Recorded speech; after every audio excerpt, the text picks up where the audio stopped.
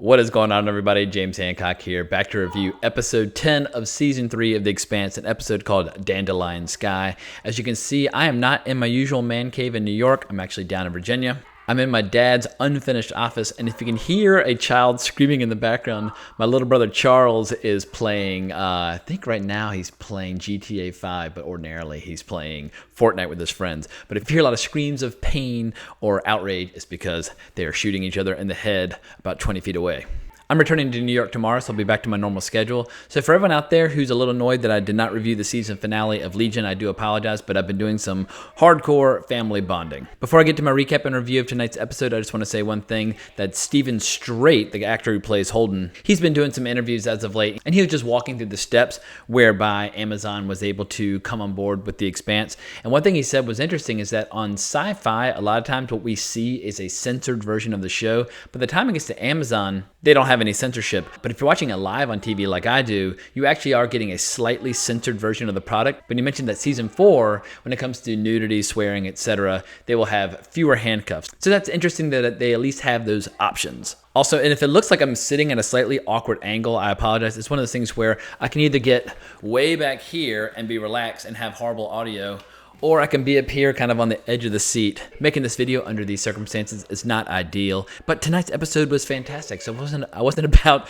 to miss an opportunity to offer my opinion on it. And I have to say outright, they might be doing a better job of adapting Abaddon's Gate than they did Caliban's War. Caliban's War, I felt like they left out a lot of things that I was dying to see, and they stretched it out for perhaps far too long. But with their adaptation of Abaddon's Gate, they're just zipping right along. And granted, it's been over a year since I read the book, but it feels insanely true to what I remember reading a little over a year ago. But the main lesson from tonight is also the main lesson from the book, that ignorance and hostility and mistrust, basically all the things that make us human beings, can be very dangerous emotions or inclinations or attitudes when we're dealing with powers that we do not understand. Because after all, the proto-molecule is just a very small component of what humanity is now dealing with. The proto-molecule was sent to the solar system to create this ring to allow humanity to pass through this ring into this new domain.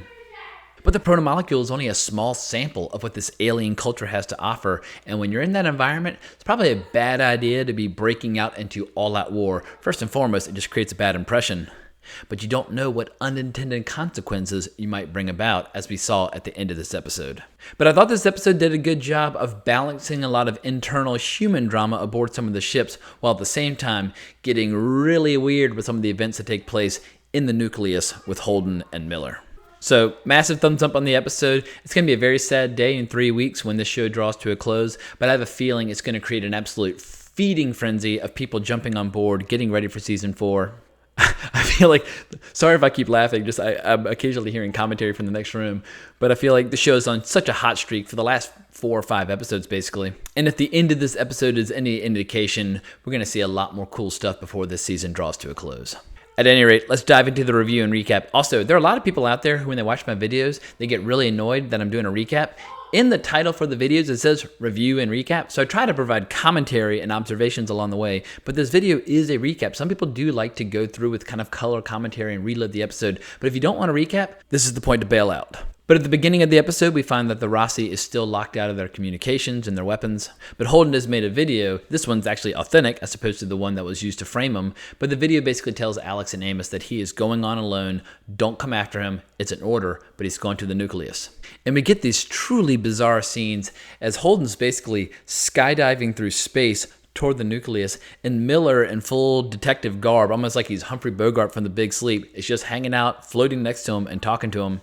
And I was just eating that stuff up. I love it when science fiction gets weird. I feel like far too much science fiction plays it safe, but I feel like when science fiction refuses to get weird, the writers and artists just aren't trying hard enough. So I just was laughing hysterically watching Holden basically talking a mile a minute, arguing with this phantom of Miller as they skydive through space. But let's leave Holden aside for a second and talk about some of the other things going on in this episode. Although we don't see a lot of them this episode, we do have a great scene aboard the Rossi with Alex and Amos talking about their options. Alex feels in his gut that they might be facing a threat at this point that could spell the end of humanity as they know it. And Amos talks about how he has this strange curse where he has not felt fear since he was 5 years old, and that while Alex might envy him, he shouldn't. But I've said it before in previous videos, Amos is by far my favorite character in the show right now. I love how he just so casually is able to talk about alien technology and magical doorways and how it should be having a massive impact on him, but he just kind of takes it all in stride. So if I got to be a character in this show, it would be Amos all the way. When it comes to the Martian faction, most of what we see when it comes to the Martian characters has to do with Bobby Draper and her crew who are rushing to try to intercept Holden. But because of the speed limit inside this bubble, they can't really gain on him. But Bobby is making a case for what she knows about Holden and how she's trying to vouch for his behavior and his conduct in the past. After all, she was only reinstated in the MCRN because of the various things that she did while in the company of Holden in the previous episodes. But when they finally get him on the horn and try to talk to him, because Holden's arguing a mile a minute with Miller, it just makes him sound like he's deranged and insane, and it doesn't make a very strong case for letting Holden just do his thing. When it comes to the Belters, we don't get a lot, but we see that the tension between Ashford and Drummer continues to flare up. A lot of people are annoyed that she allowed Naomi to at least try to return to the Rossi, and some people are starting to second guess Drummer's leadership. But it should be said when Drummer's not around, and we see Ashford warning Diogo to be very careful when it comes to thinking any potentially mutinous thoughts. But chances are things are going to get worse between Drummer and Ashford before they get better. Ashford is trying to help, and Drummer is trying to be a good leader. They just don't always see eye to eye on the best course of action. But when it comes to the folks from Earth, we see aboard the USS Thomas Prince a variety of drama unfolding. It finally does go through the ring, and there's this one Methodist who appears to be bonding with Anna, but he also seems really afraid and he seems really alarmed. He ends up killing himself. And when it comes to this, I don't know how strictly they're going to adhere to the books. And also, I don't quite remember this character from the book, so I don't want to accidentally give away a spoiler. I'll just say, keep in mind in what he did and that his reasons for doing so might not be what they immediately seem at his funeral. But the other big drama aboard the ship is that Tilly Fagan recognizes Melba as Clarissa. She remembers her from a party way back when on Earth. And she reports it to Anna, and Anna encourages her to talk to her, and that perhaps Clarissa is someone that they need to look after, and that there's no reason for her to be in hiding because of the deeds of her father. But when Tilly finally confronts Clarissa about it, their confrontation is interrupted by a seismic event that affects everybody inside this giant bubble, but I'll get to that in a second. Because as Anna very wisely pointed out earlier, this ring is not just hard, cold technology. It responds very much like a living thing, and when it sees threats, whether it's probes or torpedoes, whatever the case might be, it reacts the same way a human body would. If you get a splinter in your hand, one of the first things your body does, it tries to coat it and contain it almost like an assist to prevent it from interfering or infecting the rest of the body. And while Anna is not a scientist, she is a religious figure, she does recognize that this ring is responding in a really organic fashion. But as we see, the events in the nucleus are what caused the entire bubble to react very violently to everybody within. But all the stuff that happens inside the nucleus has to be my favorite stuff in the episode.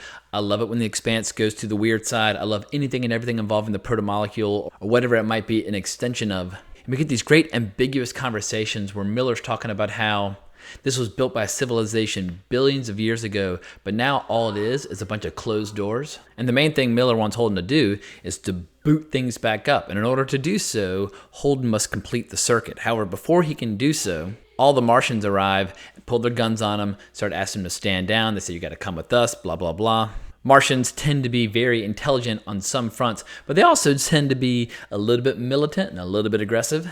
And when Holden even takes one step toward Bobby while having a conversation with her, the Martians all open fire. And as they open fire, those bullets just get frozen in space, almost like Neo in the Matrix just waving, going whoop. And at the same time, every single ship inside this giant bubble also gets frozen, which basically hurls people all around inside their ships. If your ship's going along at a certain speed and it stops, and the same does not hold true for everything within, well, human beings are fragile and the ships are tough, and you can imagine what kind of damage has ensued. But what's really cool is the nucleus starts launching all these defenses. We see almost like these giant like robots emerging from it, and when the Martians start fighting back, things get really ugly for them really quickly. We basically see a Martian get lifted up, and first all of its armor is stripped away, and then we see its body reduced basically down to atoms. It just becomes this little primordial goo or pile of dust on the ground, and it happens in seconds. Holden does the only thing that Holden knows how to do, and that's always just plow on ahead. So he completes the circuit, and then we get by far the coolest stuff in the episode. And it's almost like this hallucinatory, trippy sequence as he's naked and he gets this great vision. And we see that from the perspective of this nucleus. We see all these giant doorways leading to different parts of space, and we see these doorways being closed off for various reasons. And then we get a really ambiguous shot. We're not quite sure which solar system it's showing, but we see a giant beam emanating forth from the nucleus, going through one of the doorways, flying into a solar system and igniting the sun and basically destroying that entire solar system. Or Holden's basically just downloaded a hell of a lot of information and a hell of a lot of backstory. As Miller says, they've been just trying to get to the file room so they can look at the files like a proper detective. And it's going to be very interesting to see just how well Holden's able to communicate what he saw in the subsequent episodes. But as we see in the teaser for the next episode, the deceleration or the massive deceleration has absolutely fucked up everybody that's involved in this little drama. We also see that Anna's trying very hard to get Clarissa to stand down. Something tells me that things did not end well for Tilly, because we did see Clarissa doing that thing where she chews on her teeth and releases her enhanced abilities. I don't know if they'll ever do the deep dive on what those abilities are, but basically she gets really strong, really psycho, and there are these horrible side effects. In any event, there are only 3 episodes left, and it looks as if they keep this pace up, they're going to wrap up this book really quickly with a nice little bow, and we'll be going straight into Cibola Burn with season 4. Now that this show has a home at Amazon, I hope they will slow things down just a tad and maybe just do a book a season moving forward. I mean, these books are not written in a really florid, highly literary fashion. They're written like just really well-crafted, heavily detailed TV shows.